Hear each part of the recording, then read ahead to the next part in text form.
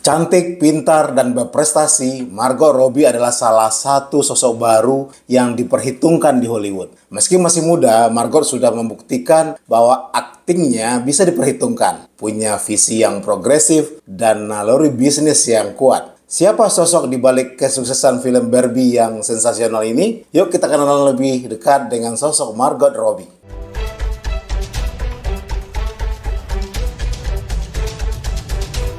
Kalau kamu mikir kalau Margot Robbie hanya sebatas aktris cantik pemanis layar, itu artinya kamu belum tahu apa-apa tentang kiprahnya di Hollywood. Margot memang punya karir cemerlang di bidang akting dan punya beberapa nominasi Oscar sebagai buktinya. Tapi di luar itu, Margot juga punya andil di balik kesuksesan beberapa film besar yang mungkin kamu tahu namanya. Siapa Margot Robbie dan bagaimana ia mengukir prestasi impresifnya di depan dan di belakang layar selama ini?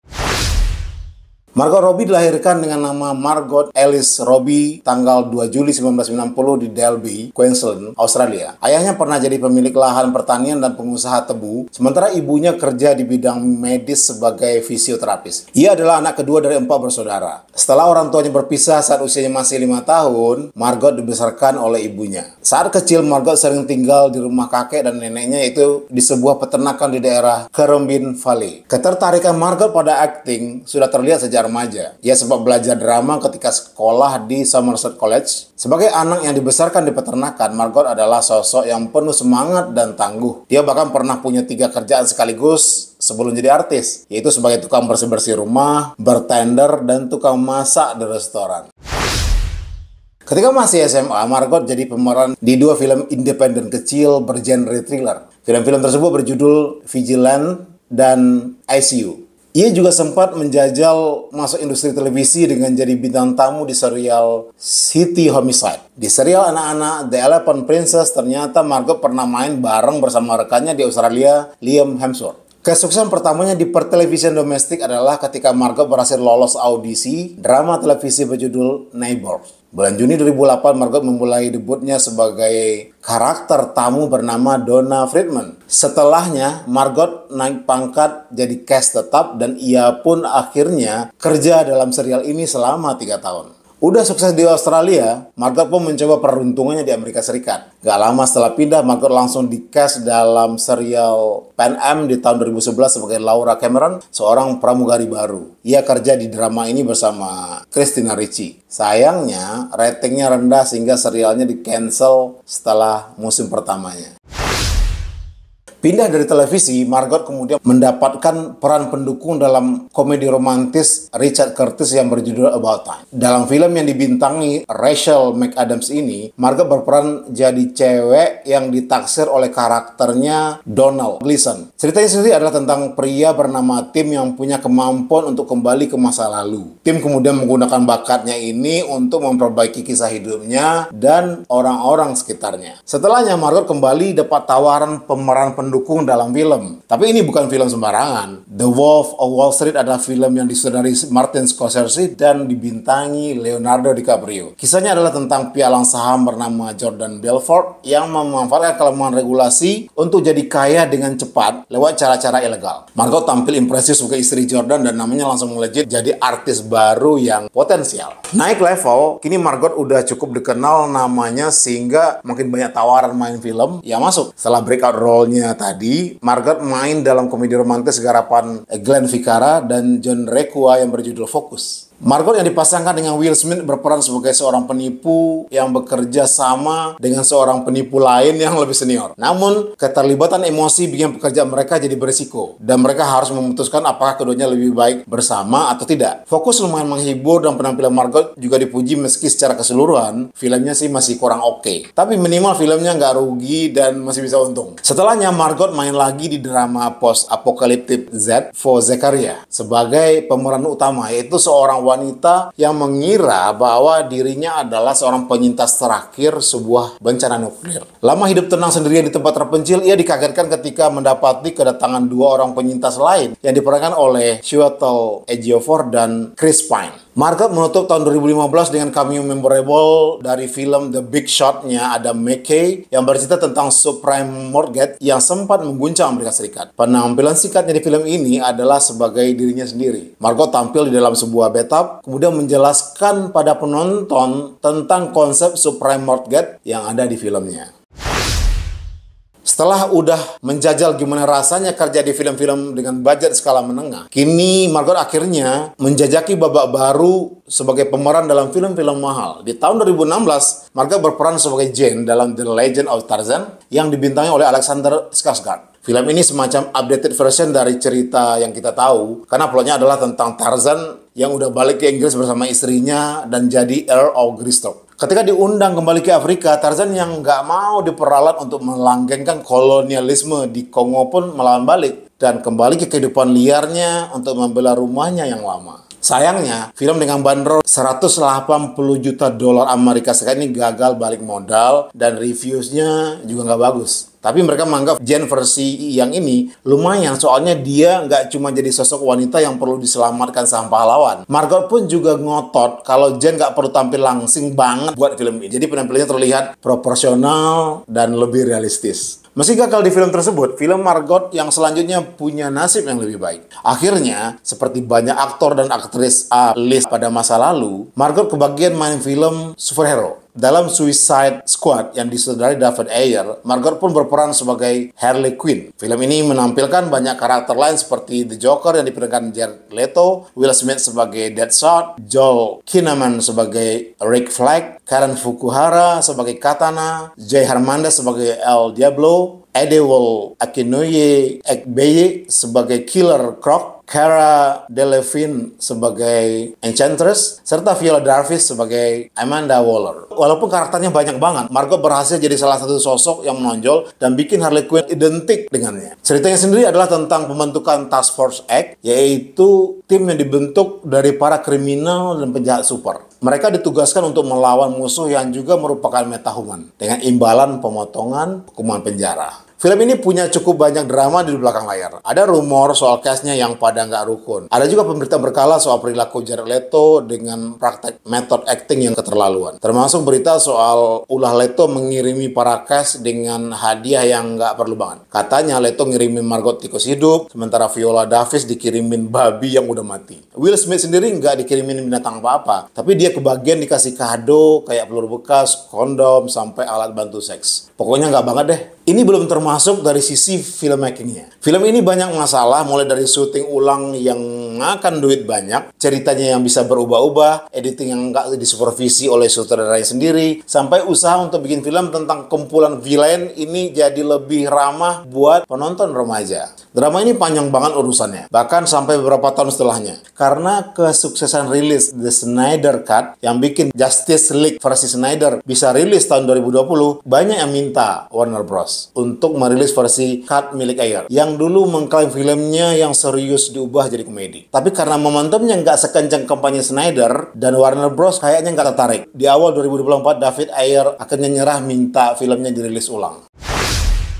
Bikin film mahal dan laris aja kayaknya nggak cukup buat Robbie. Karena setelah ngerasa pede dengan kemampuan aktingnya, ia kini berani untuk mencoba peran-peran yang lebih menantang. Robbie dan suaminya Tommy Akeroyd pernah bikin rumah produksi Lucky Chap Entertainment di tahun 2014. Nah, di tahun 2017, karena merasa mereka sudah siap, Lucky Chap memproduksi film I, Tonya, yang diperankan sendiri oleh Margot. Filmnya bercerita tentang kisah nyata Tonya Harding yang diperankan Margot, seorang atlet ice skating yang terlibat kasus penyerangan pada rivalnya, Nancy Kerrigan, dibantu oleh mantan suaminya, Jeff Gillespie, yang diperankan Sebastian Stan. Dark komedi karya Craig Gillespie ini sukses dan dipuji banyak kritikus, terutama karena penampilan Margot yang bagus sebagai Tonya Harding. Film ini diganjar dengan 3 nominasi Academy Award untuk aktris pemeran utama terbaik bagi Margot Robbie. Editing terbaik untuk Tatiana S. Riegel, sementara Alison Janney yang berperan sebagai ibu Tonya menang sebagai aktris pemeran pendukung terbaik. Kesuksesan berikutnya yang mengangkat nama Margot sebagai aktris adalah keikutsertaannya dalam film Quentin Tarantino, Once Upon a Time in Hollywood, yang dibintangi Leonardo DiCaprio dan Brad Pitt. Filmnya adalah sebuah alternate take dari kasus pembunuhan tragis. Di dibalut dengan kisah old school filmmaking di akhir masa Golden Age Hollywood pada tahun 1969. Mungkin kamu pernah dengar kisahnya, yaitu pembunuhan Sharon Tate beserta 4 orang lainnya oleh anggota kultnya Charles Manson. Margot berperan sebagai Sharon Tate di film ini dan memberikan performa apik meski tak diberi banyak dialog. Di tahun yang sama, Margot kembali diganjar nominasi Academy Awards untuk aktingnya dalam film Bombshell. Film yang dibintanginya bersama Charlize Theron serta Nicole Kidman ini bercerita tentang skandal di Fox News yang mengekspos CEO mereka, Roger Ailes, sebagai pelaku pelecehan seksual terhadap para karyawan wanita di stasiun berita tersebut. Setelah dapat banyak nominasi penghargaan untuk aktingnya, bukan berarti bahwa Margot meninggalkan film-film blockbuster. Soalnya ia masih meneruskan perannya sebagai Harley Quinn dalam film Birds of Prey di tahun 2020 dan The Suicide Squad-nya James Gunn di tahun 2021. Beberapa kesempatan untuk kerjasama dengan beberapa sutradara terkenal juga nggak ia lewatkan melalui film-film kayak Amsterdam dari David O. Russell, Babylon dari Damien Chazelle, serta Asteroid City dari Wes Anderson. Tapi Margot Robbie belum sampai ke puncak karirnya. Di tahap berikutnya, Margot kembali naik kelas. Gak hanya jadi sosok aktris yang diperhitungkan namanya, ia juga jadi figur produser yang kini punya power untuk bikin proyek-proyek yang sesuai dengan visinya.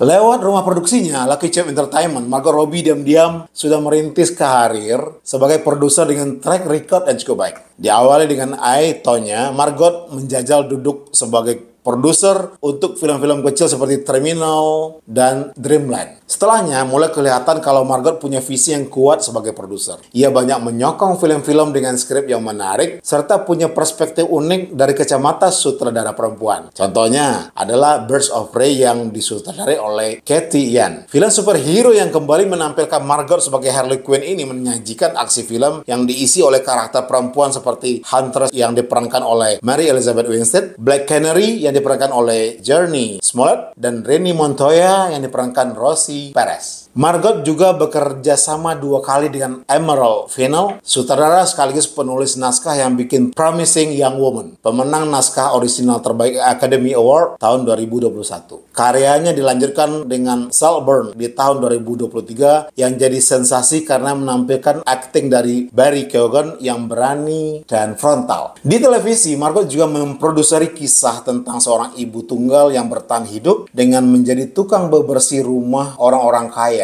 dalam serial Match-nya Netflix yang dibintangi oleh Margaret Qualley. Ia juga terlibat dalam serial Dollhouse yang dibintangi Kat Dennings tentang seorang wanita yang mencoba memperbaiki pertemanannya yang putus saat ia masih sibuk dengan pacar lamanya. Tapi pencapaian tertinggi Margot Robbie sampai saat ini baru ia peroleh saat dirinya berhasil di film Barbie. Kalau kamu belum tahu, Barbie adalah film paling laris di tahun 2023. Meski Barbie adalah IP yang mudah terkenal, tapi prestasi ini nggak bisa dianggap sepele. Karena filmnya berhasil mengalahkan film-film populer lain kayak The Super Mario Bros. Movie, Oppenheimer, Guardian of the Galaxy Volume 3, Fast X, sampai Spider-Man Across the Spider-Verse. Margot berhak banget untuk merayakan kesuksesan Barbie sebagai pencapaian terhebatnya. Soalnya, peran Margot di belakang film Barbie itu jauh lebih signifikan dari yang mungkin kamu bayangin. Awalnya Margot sendiri yang pitching ide tentang film ini ke CEO Mattel, Ian Grace. Karena lagi jualan, Margot menyajikan visinya kalau Barbie itu bisa jadi film super laris dan mencetak $1 miliar.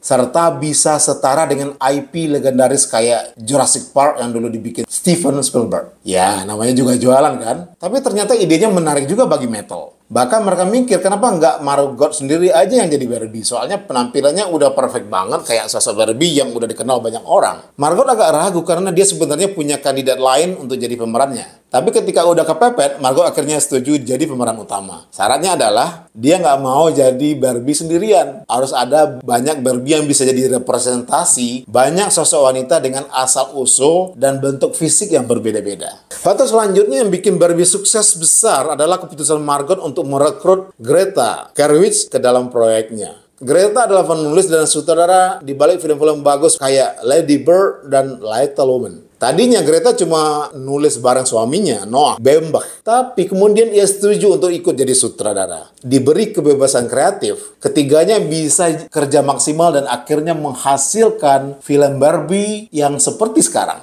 Barbie sendiri tuh kan adalah sosok kompleks ya. Nggak hanya jadi inspirasi anak-anak perempuan, tapi dia juga suka diprotes karena menampilkan image tubuh yang nggak realistis. Belum lagi buat bikin filmnya juga nggak gampang. Soalnya ide-ide mereka juga harus disetujui perusahaannya. Nggak disangka Barbie berhasil jadi film yang cukup bisa menjawab semua keresahan itu, ngangkat isu feminis, dan nggak kelihatan kayak film korporat banget. Greta bilang filmnya sampai jadi kayak gini tuh keajaiban banget. Penonton juga setuju dan film ini berhasil jadi ratu di tangga box office selama berminggu-minggu. Gak hanya itu, industri pun mengapresiasi filmnya dengan 8 nominasi Oscar untuk naskah adaptasi terbaik, aktor dan aktris pendukung, kostum terbaik, desain produksi, lagu terbaik, dan tentu saja film terbaik yang diberikan pada para produsernya, yaitu David Heyman, Robbie Brenner, Tom Arkley, dan tentu saja Margot Robbie. Sekarang kamu udah tahu cukup banyak tentang karir perfilman Margot Robbie yang ternyata cukup beragam. Sekarang kita kenalan dulu dengan sosoknya sebagai pribadi dalam kehidupannya sehari-hari. Kita tahu Margot kan orang Australia. Dan negara ini terkenal karena kehidupan satwa liarnya kan. Margot sendiri punya pengalaman dengan salah satu di antaranya. Tahu nggak sih, waktu masih remaja, Margot pernah harus berhadapan sama ular piton. Ceritanya gini, ibunya Margot suatu hari teriak-teriak, minta anaknya buat bantu dia ngeluarin ular dari dalam rumah. Margot yang lagi di chattingan mager keluar kamar dan bilang kalau dia lagi sibuk. Lagian dia kira ini ular kecil biasa kali ya. Habis itu ibunya pergi dan gak balik-balik lagi. 10 menit setelahnya Margot akhirnya kepikiran buat ngecek ibunya. Gak taunya ibunya tuh lagi di halaman dan dililit sama ular piton dan udah melilit tangannya. Terus mau nyekak lehernya juga. Untung aja Margot nyariin ibunya kan. Jadinya dia ketolong dan gak sampai kenapa-kenapa. Waktu belum jadi aktris, salah satu pekerjaan Margot adalah jadi pegawai Subway di Melbourne. Ia jadi tukang bikin sandwich atau istilah kerennya sandwich artist. Katanya ini kerjaan favoritnya dia. Soalnya kerjanya fun banget dan dia juga jago bikin sandwichnya. Kata Margot kalau dia yang bikin sausnya tuh diratain sampai ke pinggir, jadi nggak pelit lah. Dan semua porsi isiannya pas deh. Kayaknya nih, saking jagonya Margot jadi tukang Subway, sekarang dia udah nggak mau sering-sering kesana lagi. Soalnya kalau dia lagi ngelihat sandwich yang dibikin, dia bete karena mereka bikinnya nggak sebagus dia gitu. Emang perfeksionis banget ya si Margot ini. Bahkan sampai soal sandwich doang diperhatiin banget. Semua orang kayaknya punya kisah horor pribadi ya, termasuk Margot Robbie. Jadi nih, suatu hari Margot kan lagi workshop sama sutradara salah satu film yang pernah dia peranin. Di kelompok ini, orangnya diminta nulis hal tergila yang pernah terjadi sama mereka. Waktu ngumpul kayaknya semua orang ini normal-normal aja. Tapi ternyata banyak orang yang punya cerita-cerita unik. Nah, Margot ternyata punya salah satu pengalaman yang gila juga. Margot bilang kalau ia pernah liburan ke Nicaragua sekitar tahun 2014. Saat lagi jalan-jalan ke pantai, ia nemu sesuatu yang nyeremin. Nah, ternyata Margot Robbie pernah nemu potongan kaki manusia yang hanyut ke pantai itu. Horor banget gak sih? Nah, sayangnya Margot nggak pernah ngelanjutin ceritanya. Kita juga nggak tahu itu kaki siapa dan apakah kasusnya udah tuntas dan lain sebagainya. Kalau lihat penampilannya, mungkin kamu ngirain kalau Margot Robbie selera musiknya adalah musik-musik kayak pop gitu. Tapi tahu nggak sih, dari waktu remaja Margot tuh ternyata anak metal loh ya.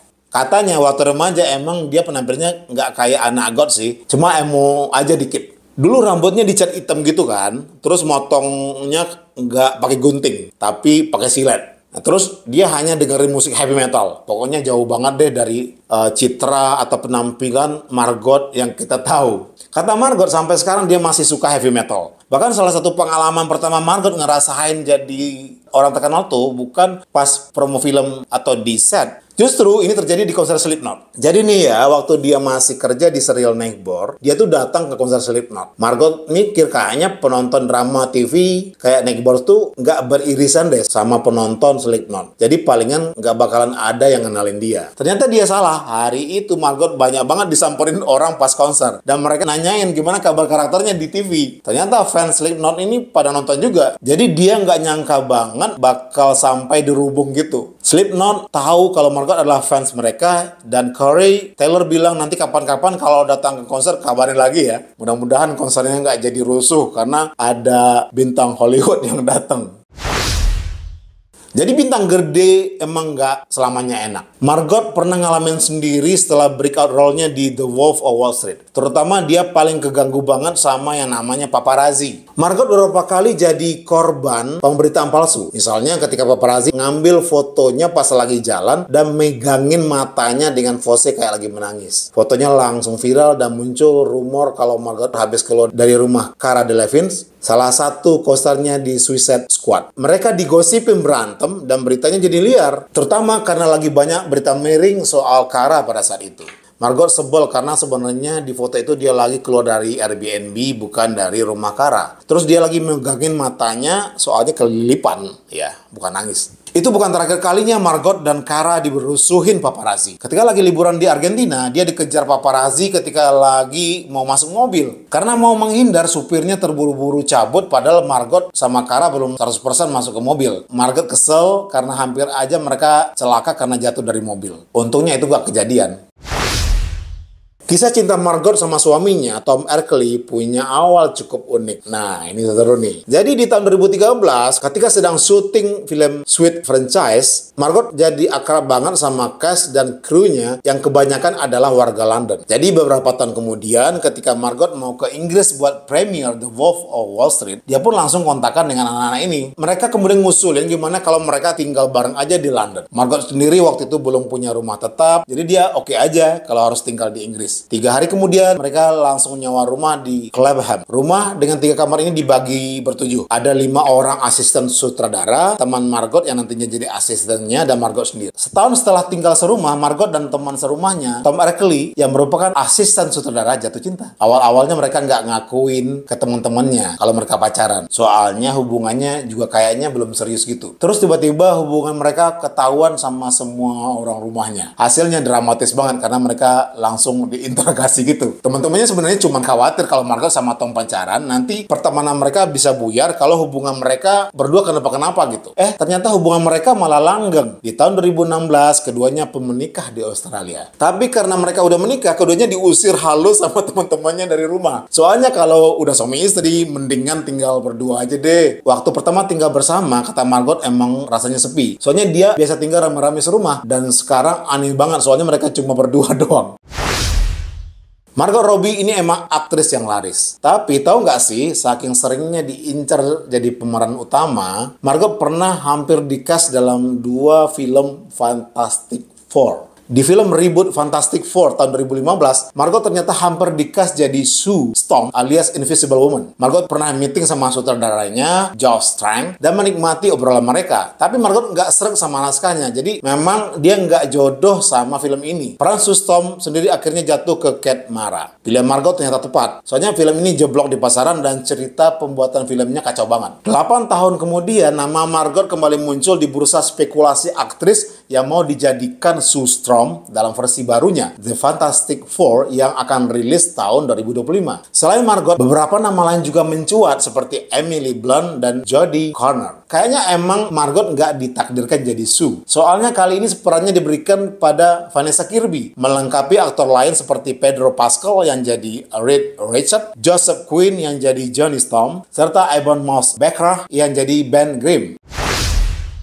Salah satu peran gede yang didapatkan Margot di awal karirnya adalah dalam film Focus bersama Will Smith. Tapi Margot nyaris nggak dapat peran ini. Soalnya waktu dapat beritanya, dia lagi pergi liburan. Jadi Margot tuh lagi jalan-jalan sama saudaranya di Var, Kroasia. Mendadak dia dikabarin kalau dia harus ke New York hari itu juga. Soalnya besoknya dia harus reading sama Will Smith. Pontang-panting kan? Karena berada di pulau kecil dan hanya bisa keluar naik satu-satunya kapal yang ada, Margot pun langsung packing dalam waktu 5 menit buat ngejar kapal. Ia lalu naik bus ke airport, terus nunggu di airport 6 jam. Terus ke Prancis. Nunggu lagi 6 jam, baru deh terbang ke New York. Apes, sampai New York ternyata bagasinya hilang. Jadi dia cuma punya sepatu dan baju yang dia pakai, dan nggak ada peralatan make up. Dengan persiapan sebisanya, Margot tetap berangkat audisi. Tapi sampai sana, Margot marah banget karena Will Smith-nya malah telat. Padahal dia cuma berangkat dari Queens aja. Pas Will sampai, dia langsung kena semprot Margot yang nyindir kalau dia yang terbang dari Kroasia aja bisa sampai tepat waktu. Tapi Will Smith yang dekat ternyata malah telat. Biar lagi emosi, ternyata audisinya tetap lancar. Karena udah galak sama Will, Margot ngirain dia nggak bakalan dapet perannya. Ternyata tim castingnya malah terkesan karena Margot nggak terintimidasi sama Will yang merupakan bintang yang jauh lebih senior. Dan ia akhirnya dipilih main di film itu. Salah satu aktris yang main di film Barbie adalah Emma Mackey. Tapi tahu nggak sih kenapa aktris dari serial Sex Education ini di casting dalam filmnya?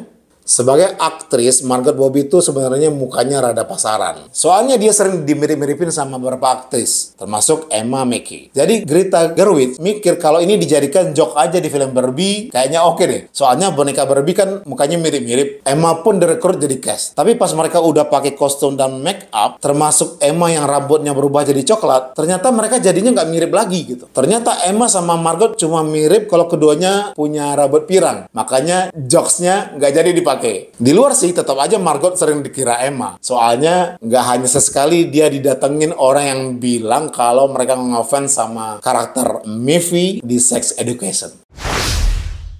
Margot Robbie punya 4 tato. Ia juga ternyata pernah coba-coba jadi seniman tato loh. Sebenarnya itu kebetulan aja. Soalnya dia mulai ngerjain hobi ini pas bikin film Suicide Squad. Di sela-sela syuting, kalau lagi ada waktu luang, Margot suka bikinin tato squad buat cast dan kru filmnya. Dia bikin tato tuh kayak udah hampir 100 biji gitu. Tapi yang namanya amatiran, nggak semua tato yang dia bikin hasilnya bagus. Suatu hari Margot datang ke pesta lajang temennya yang mau nikah di Australia. Habis minum-minum terus mereka pengen bikin tato kembaran. Lalu Margot pun bikinin tato buat temennya di punggung. Tapi ternyata hasilnya nggak jelas. Temennya sih cuek aja. Tapi yang sewot ternyata adalah ibunya si teman itu. Soalnya pas upacara keesokan harinya, anaknya pakai baju backless dan di punggungnya ada bekas tato yang jelek gitu. Jadinya Margot dijulitin seharian. Habis itu katanya dia kapok, jadi hobinya bikin tato pun disudahi. Nah, itu dia beberapa kisah menarik tentang kehidupan Margot Robbie. Fakta yang mana yang bikin kamu paling kaget? Yuk, share di kolom komentar. Sampai jumpa di konten selanjutnya. Salam!